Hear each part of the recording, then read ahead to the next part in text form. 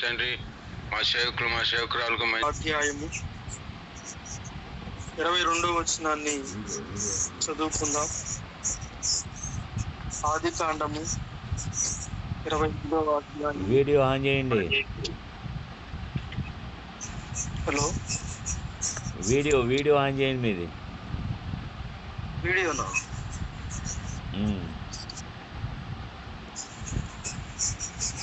ఆది కాండము 25వ అధ్యాయము 22వ వచనాన్ని చదువుకుందాం. అయితే ఇక్కడ ప్రభువైన యేసు క్రీస్తుతో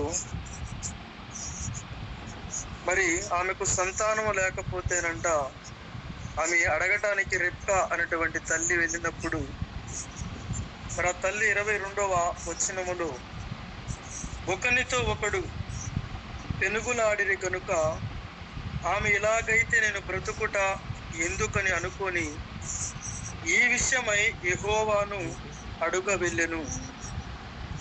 హల్లెలూయా, దేవునికి స్తుతి కలుగునగాక. ఈ రోజున మనం చెప్పుకోబోయేటువంటి వాక్యము ఏమిటి అంటే అడుగుట అనేటువంటి విషయాన్ని నేను కొద్ది నిమిషాలు మీతో మాట్లాడతాను. ఇక్కడ చూడండి, ఆమె సంతానము అడిగినప్పుడు దేవుడు అనుగ్రహించాడు. మరి ఆ తల్లి కడుపులో మరి 2 బిడ్డలు ఉండగానే వాళ్ళిద్దరంట ఒకనితో ఒకడు పెనుగులాడుకొనుచు ఉన్నారంట. చూడండి, ఏ సంతానముకైతే ఆమె ప్రార్థించి తన భాగస్వామి ప్రార్థించి పొందుకున్నారో ఈ 2 బిడ్డలు మరి కడుపులో ఉండగానే వారు పెనుగులాడుకునుట జరుగుతుంది. కడుపులో ఉండగానే ఈ బిడ్డలు ఆ తల్లికి రోదన కలుగుతుంది. అయితే చూడండి, ఇక్కడ ఇలాగైతే నేను బ్రతుకుట ఎందుకు, ఇక నా జీవితం ఎందుకు అని ఎవరిని అడగటానికి వెళ్ళిందంటే ప్రభువైన యెహోవాని అడగటానికి ఆమె అంట వెళ్ళింది. మనము కూడా ప్రతి ఒక్క విషయమును కూడా ఎవరిని అడగాలి?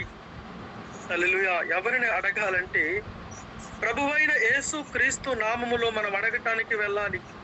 ఈ తల్లి రెప్కా గారు ఏమైనా తక్కువగా ఉన్నది అంటే ఆమెకు ఆస్తి అంతస్తు సమస్తము ఆమె ఎంతగానో ఎక్కువగా ఉన్నది. కానీ అయితే ఇక్కడ చూడండి, ఎవరి దగ్గరకు వెళ్ళినా ఈ కడుపులో ఉన్నటువంటి యేసేవు, యాకోబు ఈ పెనుగులాటని ఎవరు తీసివేయగలరు?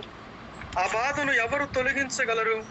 ఆ యొక్క రోదనను ఎవరు తగ్గించగలరు అంటే అక్కడ ఉన్నటువంటి పెద్దలైనా సంఘం అయినా ఎవరైనప్పటికీ కూడా భాగస్వామి అయినా తనకు కలిగిన ఆస్తి అయినా తన కడుపులో ఉన్నటువంటి ఆ బిడ్డల పెనుగులాటను ఎవ్వరు కూడా తీయలేరు.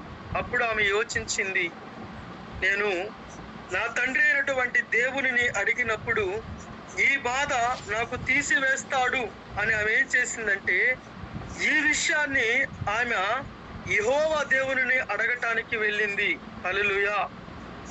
ఈ విషయమై అంటే చూడండి, ఆమె కలిగినటువంటి ఆ యొక్క విషయాన్ని అంట ఆమె తీసుకుని వెళ్ళింది. చేతితో తీసుకుని వెళ్ళిందా? ప్రియా సహోదరి, తన మనస్సులో ఆ యొక్క విషయమును, ఆ వేదనకరమైనటువంటి ఆ సమస్యను అంట తన యొక్క హృదయ అంతరంగముతో మనసుతో మోసుకుని వెళ్ళి ఆమె ఏం చేసిందంటే యెహోవా దగ్గరికి ఆ విషయాన్ని తీసుకుని వెళ్ళినప్పుడు మరి యెహోవా దేవుడు ఆమెకు సమాధానం ఇవ్వటం అనేది జరిగింది. హల్లెలూయా. ఈ రోజున మనము కూడా మనకు కలిగినటువంటి ఏ బాధ అయినా మనము ముందుగా మనుషుల దగ్గరికి మనము ఆ బాధను తీసుకుని వెళుతున్నాం. అయితే చూడండి, మనుషుల దగ్గరకు తీసుకుని వెళ్ళినప్పుడు ఆ విషయము మనుషులు కూడా సహాయం చేస్తారు. ఎంతవరకు అంటే కొంతవరకు. మనుషులు చేయలేనటువంటివి, మనుషులు మార్చలేనటువంటివి, మనుషులు చేయలేనటువంటి విషయాలు ఈ లోకములో మరి ఎన్నో మనకు ఉన్నాయి. మనుషులు తీర్చలేనటువంటి బాధలు ఎన్నో ఉన్నాయి. అంటే మనుషుల దగ్గరకు తీసుకుని వెళ్ళొద్దని కాదు, కానీ తీసుకుని వెళ్ళాలి. ఎంతవరకు నువ్వు మనిషిని అడుగుతావు? ఎంతవరకు నువ్వు ఈ లోకాన్ని ఆశ్రయిస్తావు? ఎంతకాలము నువ్వు ఆశ్రయించినప్పటికీ కూడా మనుషులు తీయలేనటువంటివి, స్థితిగతులు మార్చలేనటువంటి పరిస్థితులు ఈ లోకములో, రోగములు, బలహీనతలు ఈ లోకములో ఎన్నో ఉన్నవి. అయితే మనం అందరము కూడా ఏం చేయాలంటే ఈ విషయాన్ని రెబ్కా తల్లి ఏ విధముగా ఆమె మోసుకొని వెళ్ళినప్పుడు చూడండి, చేతితో తీసుకెళ్ళిందా? తన మనసులో హృదయ అంతరంగములో ఆ ఒక్క విషయాన్ని మోసుకుని వెళ్ళింది. ఆ బాధ పోయే అంత వరకు కూడా ఆమె ఏం చేస్తుందంటే ప్రభువుని అడగటానికి వెళుతుంది, అక్కడే అడుగుతుంది. ఈ రోజున మనము ఒకటి కావాలంటే ఒక మనిషి దగ్గర, తల్లి దగ్గర, తండ్రి దగ్గర అది పొందుకునేంత వరకు మనం అడుగుతూనే ఉంటాం, గుర్తు చేస్తూనే ఉంటాం, అయితే చెప్తూనే ఉంటాం. అది కొనిచ్చేంత వరకు కూడా అడుగుతూ జ్ఞాపకం చేస్తూనే ఉంటాం. ఈ తల్లి చూడండి, ఈ బాధ పోగొట్టుకునేంత వరకు ఆ యెహోవా దేవుడిని ఈ సమస్య నాకు తీర్చగలడు, ఈ యొక్క రోదన నాకు తీర్చగలడు అని ఎప్పుడైతే దేవుడైనటువంటి యెహోవాను అడగటానికి వెళ్ళిందో తన యొక్క బాధకు అనేటువంటిది ఒక పరిష్కారం అనేది వచ్చింది. చూడండి, నవమాసాలు మోసి కని పెంచి పెద్ద చేసే తల్లి మాట కూడా, ఆ కడుపులో ఉన్న బిడ్డలు ఆ తల్లి మాట వినగలరా? ఆ కడుపులో ఉన్న బిడ్డలకు పెద్దలు చెబితే వినగలరా? వాళ్ళ తండ్రి చెబితే వింటారా? అంటే చూడండి, ఆ కడుపులో ఉన్న బిడ్డలకు ఎవ్వరు చెప్పినా, ఏ మనిషి చెప్పినా, ఎంత పెద్దవారు చెప్పినా కూడా ఆ కడుపులో ఉన్న బిడ్డలు ఆ పెనుగులాట మానరు, వారి మాట కూడా వినరు.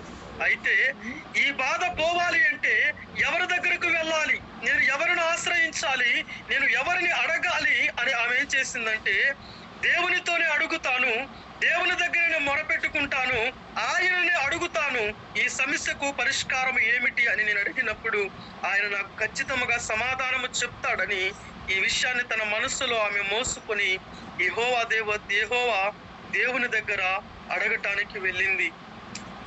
ఈ రోజున మనము కూడా ప్రతి ఒక్క సమస్య కూడా అడగటం అనేది నేర్చుకోవాలి. నువ్వు అనుకుంటున్నావేమో 5 నిమిషాలు, 10 నిమిషాలు, అరగంట, గంట నేను ఉదయకాల జామును లేచి 1 గంట ప్రేయర్ చేశాను, నేను అడిగాను దేవుణ్ణి, నువ్వు అనుకుంటున్నావేమో. అయితే నీ సమస్య పోయే అంత వరకు కూడా నీవు దేవునిని అడుగుతానే ఉండాలి.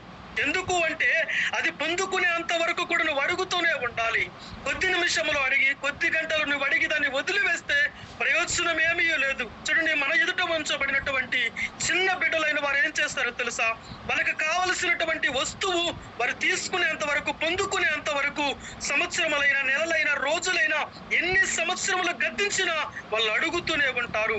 ఆ తీసుకునేంత వరకు, పొందుకునేంత వరకు తల్లిదండ్రులను అడుగుతూనే ఉంటారు. చూడండి, అడగటము అనేది కూడా మనము ప్రభు సన్నిధిలో నేర్చుకోవాలని ప్రభు పేరిట మీ అందరికీ నేను మనవి చేస్తూ ఉన్నాను. ప్రియా సహోదరులారా, ఎలాగ అడుగుకోవాలో, ఎలాగ అడిగి పొందుకోవాలో అనేటువంటి విషయాన్ని మనము తెలుసుకోవాలి. చూడండి, మనం రోడ్డు వెంట వెళ్తున్నప్పుడు ఒక్కసారి 2 సార్లు అడిగితే మనం ఇవ్వము. పదే మనల్ని అడుగుతూ, మరి వెంబడిస్తూ, మనల్ని ఎంతగానో విసుగిస్తూ ఉంటే మనం ఏం చేస్తామంటే ఖచ్చితంగా వారికి మనం ఎంతో కొంత అక్కడ ఇచ్చి సాయం చేసి ఖచ్చితంగా వెళ్తాం. చూడండి, మనము పొందుకునేంత వరకు అడగాలి, మన బాధ పోయేంత వరకు అడగాలి, మన స్థితిగతులు మారేంత వరకు అడగాలి. మన స్థితిగతులు, పరిస్థితులు, మన బలహీనత, మనకున్నటువంటి రోగము, మనకున్నటువంటి ఏ సమస్య అయినా తీరిపోయే అంతవరకు కూడా మనం ఏం చేయాలంటే దేవుడి సన్నిధిలో అడుగుతూనే ఉండాలి. అన్యాయస్తుడైనటువంటి న్యాయాధిపతి దగ్గరకు వెళ్ళి తనకు న్యాయము తీర్చేంత వరకు కూడా ఆమె ఏం చేస్తుందంటే ఆయన అడుగుతూనే ఉంది. ఈ రోజున ప్రియా సహోదరుడా, ఈ రోజున ఈ యొక్క ఉదయకాల సమయంలో నీవు నేను కూడా ఈ తల్లి రెబ్కా తల్లి ఏ విధముగా అడిగినదో చూడండి. ఆ కడుపులో ఉన్న బిడ్డలు పెనుగులాడుతూ ఉంటే, ఒకరికి ఒకరు పెనుగులాడుతూ ఒకరు వాళ్ళ విధానముగా ఉంటుంటే ఆ బాధను, ఆ పెనుగులాటను ఎవరు చెబితే వాళ్ళు వింటారు? భాగస్వామి చెబితే వింటాడా? చూడండి, పెద్దలు చెబితే వింటారా? ఆ మోసేటువంటి తల్లి చెబితే వింటారా? అంటే ఎవరు చెప్పినా కూడా ఆ పెనుగులాట వినరు. అయితే ఆమె చెప్తుంది, యెహోవాను అడగటానికి వెళ్ళినప్పుడు యెహోవా దేవుడు వారితో మాట్లాడినప్పుడే వాళ్ళు ఆ మాటను వినగలరు. హల్లెలూయా. ఈ సమస్తములో ఏదైనా మన మాట మనల్ని వినకపోవచ్చు, కానీ అయితే ప్రభువు మాట్లాడితే కడుపులో ఉన్న బిడ్డలైనా, ఈ లోకంలో సృష్టించబడినటువంటి సమస్త సృష్టి అయినా యెహోవా మాట వినగలదని గ్రహించాలని ప్రభువు పేరిట మీ అందరికీ నేను మనవి చేస్తూ ఉన్నాను. చూడండి, యెహెజ్కేలు గ్రంథములో మరి రక్తము క్షీణించి, ప్రాణము క్షీణించి, చల్లా చెదురుగా మారిపోయినటువంటి ఎముకలు, ఎక్కడో పడిపోయినటువంటి ఆ ఎముకలు కూడా ఎప్పుడైతే యెహోవా దేవుడు మాట్లాడినప్పుడు, నరపుత్రుడా నువ్వు ఆలోచించమన్నప్పుడు ఎప్పుడైతే క్రీస్తుని స్వరమును ఆలకించినవో రక్తము పొదిగించబడినది, శరీరము పొదిగించబడినది, ఎక్కడ ఉన్నటువంటి చల్లాచెదురుగా మారిపోయినటువంటి ఎముకలు ఎప్పుడైతే యెహోవా స్వరము ఆలకించినవో, యెహోవా మాట ఆలకించినవో అప్పుడు ఆ యొక్క ఎముకలన్నీ కూడా చల్లాచెదురుగా మారిపోయినటువంటి ఆ ఎముకలన్నీ కూడా ఏమైనా అంటే గొప్ప సైన్యముగా మార్చబడ్డాయి. హల్లెలూయా. ఈరోజు మనము గమనించాలి, అడగటము అనేటువంటి విషయాన్ని గురించి నేను మీతో మాట్లాడుతున్నాను. ఎప్పుడైతే మన యొక్క సమస్యను మనము మోసుకొని పోయి అనేకమైనటువంటి సమస్యలను మన మనసుతో హృదయ అంతరంగములో ఉంచుకొని మనం ఎప్పుడైతే మోసుకొని యెహోవా దేవుని దగ్గరకు వెళ్ళి ఆ విషయము నిమిత్తమే, అక్కడ రాయబడి ఉన్నది, ఆ విషయము నిమిత్తమే ఆమె అడగటానికి వెళ్ళిందంట. హల్లెలూయా. చూడండి, ఈ విషయము తీరేంత వరకు కూడా, ఈ సమస్య పోయేంత వరకు కూడా, ఈ బాధను తొలగించేంత వరకు కూడా ఆ తల్లి ఆ తండ్రిని అడుగుతుంది, ప్రభువా ఈ యొక్క కార్యమును నాకు జరిగించు దేవా. ఈ పెనుగులాట విషయములో వీళ్ళెంతగానో నేను గర్భములో మరి వీళ్ళు పెనుగులాడుచు ఉంటే నేను ఎంతగానో వేదన పడుచు ఉన్నానయ్యా, ఇబ్బంది పడుచు ఉన్నానయ్యా. చూడండి, ఆ కడుపులో ఆ బిడ్డలు ఉండగానే ఆ తల్లికి ఎంత రోదన కలుగుతుందంటే, ఇలాగైతే నేను బ్రతుకుట ఎందుకు అనేటువంటి ఆ యొక్క స్థితిగతి ఏర్పడిపోయినది. జన్మించిన తరువాత బిడ్డల క్రియలను బట్టి, ఆలోచనలను బట్టి మరి మనము బాధపడతాము, కానీ ఈ బిడ్డల కడుపులో ఉండగానే ఆ తల్లి ఎంత బాధపడుతుందంటే, ఇలాగైతే నేను బ్రతుకుట ఎందుకు, జీవించటం ఎందుకు అని ఆ తల్లి అనుకుంటుంది. అయితే ఈ విషయాన్ని అడగటానికి వెళ్ళింది. అయితే యేసుని అడగటము కూడా మనము నేర్చుకోవాలి. హల్లెలూయా. చూడండి, పిల్లలు ఏ విధముగా మన దగ్గర అడిగి పొందుకుంటున్నారో జ్ఞాపకం చేస్తూనే ఉంటారు, అడుగుతూనే ఉంటారు, గుర్తు చేస్తూనే ఉంటారు. ఈ రోజున నీకు కలిగినటువంటి సమస్యను, ఈ సమస్యను బట్టి నువ్వు యెహోవా దేవుడిని అడగటానికి వెళుతున్నావా? యేసు మందిరములోనికి, క్రీస్తు సన్నిధానములోనికి, యేసు నామములోనికి నువ్వు అడగటానికి వెళ్ళటానికి పూనుకుంటున్నావా? అడుగుతూ ఉన్నావా? ఎంతవరకు నువ్వు అడగాలంటే, కొద్ది నిమిషంలో నేను ప్రార్థించాను కాదు, కొన్ని గంటలు కాదు, ఎన్ని గంటలైనా. చూడండి, యాకోబు పెనుగులాడుతూ ఉన్నాడు, యాకోబు అడుగుతూ ఉన్నాడు. ఎంతవరకు అడుగుతూ ఉన్నాడంటే తెల్లవారిపోతుంది, అయినా అక్కడ అడుగుతున్నాడు. గంట, 2 గంటలు, 3 గంటలు అలాగే సమయం గడిచిపోతుంది. అయితే చూడండి, అడుగుతూనే ఉన్నాడు, దేవునితో పెనుగులాడుతూనే ఉన్నాడు. అయితే ఆయన గొప్ప కార్యము చూడగలిగాడు. హల్లెలూయా. నాకు 4 నిమిషాలు ఉంచబడినవి. ఇంకొక విషయాన్ని నేను చెప్పి ముగిస్తాను. త్వరితముగా చదవగలిగిన వాళ్ళు ఎవరైనా చదివి సహాయం చేయండి. ఆదికాండము 18వ అధ్యాయము 27వ వచనాన్ని చదువుకుందాం. ఆదికాండము 18వ అధ్యాయము 27వ వచనాన్ని చదువుదాం.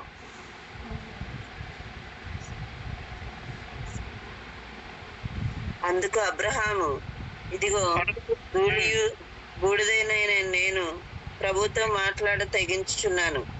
70 మంది నీతిమంతులలో.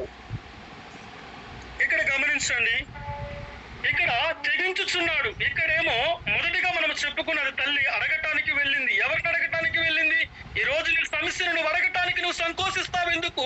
నీ భారం ఎవరి మీద పెట్టడం ఎందుకు? ఇక్కడ డైరెక్ట్ గా యేసు క్రీస్తు వారే, నీవు నన్ను అడుగు, నీ కార్యం నేను చేస్తాను, సఫలపరుస్తాను. నీకు ఏ సమస్య అయినా కూడా, ఈ లోకములో భర్త అయినా, భార్య అయినా, తల్లిదండ్రులైన, మనుషులు తీర్చలేనటువంటి, డాక్టర్లు కూడా తీర్చలేనటువంటి బాధను కూడా నేను తీర్చగలిగిన దేవుడును ఎప్పుడు నీకు తీర్చగలడంటే తెలుసా? ఆ తల్లి బాధపడుతుంది. బాధపడుతూనే దేవుని దగ్గరికి వెళ్ళినంతసేపు, అడగనంతసేపు బాధ పోలేదు. ఎప్పుడైతే యెహోవా దేవుడిని అడగాలి అని అనుకుందో అప్పుడు ఆ ఉన్నటువంటి బాధనంతటను కూడా దేవుడు పరిష్కారం ఇవ్వటం అనేది, ఆమెకు సమాధానం ఇవ్వటం అనేది జరిగింది. అక్కడ చూడండి, ఆ కడుపులో ఉన్న బిడ్డలు డాక్టర్ల మాటలు వింటారా? డాక్టర్లు చెబితే వాళ్ళు పెనుగులాట ఆపుతారా? మనుషులు చెబితే వింటారా? నా తల్లి మాట వింటారంటే ఎవ్వరి మాట కూడా గర్భంలో ఉన్న బిడ్డలు వినరు. అయితే ఆ సమస్య విషయమై ఆమె వెళ్ళి యెహోవా దేవుడిని అడిగినప్పుడు గొప్ప మేలు ఆమె చూడగలిగినది. కనుక ఇక్కడ చూడండి, మనము తెగించాలి అడగటానికి. ఎవరిని అడగటానికి తెగించాలి? ఈ రోజు నీ సమస్య కొరకు, చిన్న చిన్న అవసరతల కొరకు మనిషి దగ్గర అడగటానికి నువ్వు తెగిస్తున్నావు. కానీ నీ తెగింపు ఎవరి దగ్గర ఉండాలి అంటే, నీ యొక్క అడుగుట ఎవరి దగ్గర ఉండాలి అంటే, నీ పెనుగులాట ఎవరి దగ్గర ఉండాలి అంటే, దేవునితో పెనుగులాడే వ్యక్తిగా నీవు ఉండాలి. దేవుని దగ్గర నీ సమస్యను తెగించి చెప్పే వారిగా, ధైర్యవంతులుగా నీవు ఉండాలి. దేవుని అడగటానికి నువ్వు సన్నద్ధముగా నిలవబడాలని ప్రభు పేరిట మీ అందరికీ మనవి చేస్తూ ఉన్నాను. పాపము సొదొమ గొమొర్రా పట్టణం మీదకి పాపము ఎంతగానో హెచ్చైనప్పటికీ ఆకాశమును అంటుచున్నప్పటికీ చూడుతుంది ఇద్దరు దేవదూతలను ఆయన పంపించినప్పుడు ఆ దేవదూతలే ఆ సొదొమ గొమొర్రా పట్టణములను కాల్చివేయడానికి ప్రభువైన యేసు క్రీస్తు పంపించినప్పుడు ఆ ప్రజలను ఆ సొదొమ గొమొర్రా ప్రజలను ఎవరు విడిపించగలరు అంటే ఎవ్వరు కూడా విడిపించలేరు. అయితే ఆ గ్రామములో లోతు ఆయన యొక్క సహోదరుడైనటువంటి తమ్ముడు కొడుకు ఉన్నప్పుడు అబ్రహాము ప్రార్థన చేస్తూ ఉన్నాడు. అబ్రహాము తెగిస్తూ ఉన్నాడు. ఏమని తెలుసా, ఇదిగో మనుషులనైతే ఎదిరించవచ్చు కానీ దేవుడే పరలోకముల నుండి దూతలను పంపించి ఆ దేశం నాశనము చెయ్యమని పంపిస్తే అబ్రహాం అంటున్నాడు, ఇదిగో చూడండి ఆ యొక్క పట్టణ ప్రజల కొరకు కాకుండా ఆ పట్టణ ప్రజల్లో ఉన్నటువంటి లోతును కాపాడుకున్నట కొరకు ఆయన ఏం చేశాడు తెలుసా, యెహోవా దేవుని సన్నిధికి వెళ్ళి ఆయన తెగించి అడుగుతూ ఉన్నాడు, ప్రభువా అయ్యా ఇదిగో నా రక్త సంబంధి అక్కడ ఉన్నాడు, నువ్వు సహాయం చేయగలవని ఈ రోజు నీ సన్నిధిలో నేను ప్రార్థన చేస్తూ ఉన్నానయ్యా, నిన్ను అడగటానికి నేను తెగిస్తూ ఉన్నాను, ఇదిగో నీ సన్నిధిలో ప్రార్థించి వాళ్ళు కాపాడుకోవటానికి నేను తెగిస్తూ ఉన్నాను ప్రభా అని చెప్పి ఆయన రెండు చేతులు జోడించి మోకరించి ఆయన ఎంతగానో ప్రభు సన్నిధిలో ప్రభు ప్రాధాలు పట్టుకుని పెనుగులాడుతూ అడుగుతూ తెగిస్తూ ఉన్నాడు. ఈ రోజు నీ సమస్య కొరకు, నీ బలహీనత కొరకు, నీ రోగం కొరకు, నువ్వు అనుభవిస్తున్నటువంటి శ్రమలు ఇబ్బందుల కొరకు నీవే తెగించకపోతే, నీవు అడగటానికి ప్రయత్నించకపోతే, నీవే మోకరించకపోతే, నీవే కరములు జోడించి ప్రభువును అడగకపోతే ఏ విధముగా నువ్వు కార్యము పొందుకోగలవు, ఏ విధముగా నువ్వు రక్షించుకోగలవు? చూడండి ప్రియ సహోదరి, ఈ రోజున మనం పడుతున్నటువంటి బాధకు, మనం అనుభవిస్తున్నటువంటి వేదన, రోదన, ఏ వ్యాధి అయినప్పటికీ కూడా మనం ఏం చేయాలంటే ప్రభు సన్నిధిలో అబ్రహాము ఏ విధముగా తెగించడానికి అడగటానికి ముందుకు వెళ్ళాడో, కడుపులో ఉన్నటువంటి బిడ్డలు పెంచులాడుతూ ఉన్నప్పుడు ఏ విధముగా రిబ్కా తల్లి ఆ యొక్క సన్నిధానంలో యెహోవాని అడగటానికి వెళ్ళిందో, ఈ రోజు నీకు కలిగిన సమస్య అయినా ఏ బాధతో నువ్వు ఇబ్బంది పడుతున్నావో, ఏ సమస్యలతో వేదన పడుతూ ఉన్నావో, ఈ రోజు రిబ్కా తల్లి, ఆ రోజు రిబ్కా తల్లి ఏ విధముగా అడిగినదో ఆ విధముగా అడగాలని అబ్రహాము ఏ విధముగా దేవుడిని అడగటానికి తెగించాడో, నీ సమస్యకు నీవే ధైర్యవంతురాలుగా నిలబడాలి. నీ సమస్యకు నీవే ఒక ధైర్యవంతుడిగా నిలవబడి నువ్వేం చేయాలంటే యెహోవా దేవుని దగ్గర మొరపెట్టాలి. మనుషులను ఆశ్రయించుట కంటే యెహోవాను ఆశ్రయించుట చాలా ఉత్తమమని ప్రభువు పేరిట మనవి చేస్తూ నాకు ఇచ్చినటువంటి ఈ సమయాన్ని నేను మీకు ఇస్తున్నాను. మరలా ఈ మాటలు దేవుడు మన వినికిడిలో దీవించును గాక. ప్రేమ నమ్మకమైన సత్య స్వరూప గొప్ప దేవా, నీకు వందనములు స్తోత్రములు చెల్లిస్తున్నానయ్యా. ఇంతవరకు ప్రేమించి కృప చూపించి సహాయం చేశారు, అందును బట్టి ప్రణతులు చెల్లిస్తున్నా. ఈ సంఘ బిడ్డలను ప్రభువా ఇదిగో మీరు ఇచ్చే ఆశీర్వాదం ఆశిస్తూ ఇది ఇంతవరకు జూమ్ మీటింగ్ ఈ రీతిగా నేను వాక్య పరిచర్య ప్రారంభం ముగింపు ప్రార్థనలు దేవాదిగా ఒక్కొక్కరి ద్వారా ఒక్కొక్క కోణంలో ఒక్కొక్క రీతిగా మాట్లాడుతూ పరిచర్య చేసి నీకు వందనాలు. దేవాదిగా నేను ఈ నెలలో కూడా ఈ రీతిగా మమ్మల్ని బలపరుస్తున్నందుకు స్తోత్రాలు. ఇంకా ముందుకు నడిపించమని అడుగుతున్నాం. ప్రతి ఒక్కరిని దీవించండి. చేసిన ప్రార్థనాంశము ప్రతిఫలాలు దయచేయమని అడుగుతున్నాం తండ్రి. ఆదిగా నేనే, అంతం నేనే, ప్రారంభం నేనే, ముగింపు నేనే అన్నావు కనుక ఏ మనిషి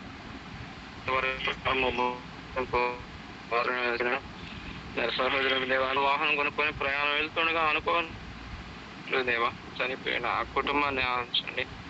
ఒకరి తల్లి వారిని ఆదరించండి. నేను మిమ్మల్ని ఆదరిస్తాను కనుక ఆదరించుకొని అడుగుతున్నాం. దేవాని స్తోత్రాలు చెల్లిస్తున్నాం. జ్ఞాపకం చేసుకోండి. ప్రత్యేక ప్రసాద్ గారి గురించి ప్రార్థన చేస్తున్నాం. వారిని, వారి కుటుంబాన్ని దేవా మీరు నమ్మిక మాత్రం ఉంచే విధానంగా కృప చూపించి బలపరిచి స్వస్థపరచమని అడుగుతున్నాం. దేవానికి వందనాలు నమస్కారం చెల్లిస్తున్నాం. ప్రత్యేకంగా ఎస్ఆర్ఎల్ఎం గారి కుటుంబాన్ని బట్టి ప్రార్థన చేస్తున్నాం. వారికి ఇచ్చిన బిడ్డలను బట్టి, వారికి ఇచ్చిన యజమానులను బట్టి దేవా అన్ని విషయంలో కృప చూపించి బలపరచమని అడుగుతున్నాం. తండ్రి ఇచ్చిన బృందంగా ఇదిగో నేను ప్రార్థన బృందంగా ప్రేయర్ వర్షంలో ఉండే గ్రూపులో ఉండే వారు అందరూ మీరు జ్ఞాపకం చేసుకుని వారి వారి పరిచర్య, వారి ప్రాంతాలు, జిల్లాలు, మండలాలు, గ్రామాలు, పల్లెలు, పట్టణాలు, వారికి ఇచ్చిన సంఘాలు బిడ్డలను దేవ పరిచర్యను విస్తరించడానికి సహాయం చేయమని అడుగుతున్నాం. తండ్రి ప్రతి విధంలో ప్రతి రీతిగా నేను స్తుతించుడు గల కారణం చెప్పమన్నావు తండ్రి. ఇక మీరు ఇచ్చిన ఈ విధానం బట్టి స్తుతిస్తున్నాం. అక్కర్ల అవసరం తీర్చమన్నాడు. శంకమాల అందరూ బలహీనంగా ఉండారు, రోగులుగా ఉండారు, అజ్ఞానులుగా ఉండారు, అస్వస్థ ఉండారు, వ్యాధిగ్రస్తులుగా ఉండారు, బలహీనంగా ఉండారు. వారందరి కొరకు ప్రార్థన చేస్తున్నాం. గురువు చూపించి బలపరచమని అడుగుతున్నాం తండ్రి. నీ ఇష్టం, నీ ఉద్దేశం, నీ సంకల్పం నెరవేర్చుకున్నట్టు ప్రతి అవసరం తీర్చమని అడుగుతున్నాం తండ్రి. నీకు వందనాలు. మరి పేరు పేరున ఇదిగా నేను ప్రేయర్ వర్షంలో ఉండేవారు అందరినీ జ్ఞాపకం చేసుకోండి. నీ దాసుని, నాన్న, నా కుటుంబాన్ని ఏ పాటి వారమని దేవాదిగా నేను పలికిన పలుకులను బట్టి దేవాది కృప చూపించి బలపరచమని అడుగుతున్నాం తండ్రి. అతడు నన్ను ప్రేమగా నేర్పించు అతను ఎరిగిన వరకు నేను అతను గణపరిచిందని చూసిన మా తండ్రి నీ నామ ఘనతగా వాడుకొని బలపరిచి దీవించి ఆశ్రయించమని ఈ ఉదయకాల ప్రార్థన నైవేద్యం మీద అంగీకరించమని యేసుక్రీస్తు వారి నామమున వేడుకొని ప్రార్థన చేయించున్నాం తండ్రి. ఆమేన్ ఆమేన్ ఆమేన్. థ్యాంక్ యూ వెరీ మచ్ గారు. ప్రసంగయ్య గారు ప్రేర్ చేయండి.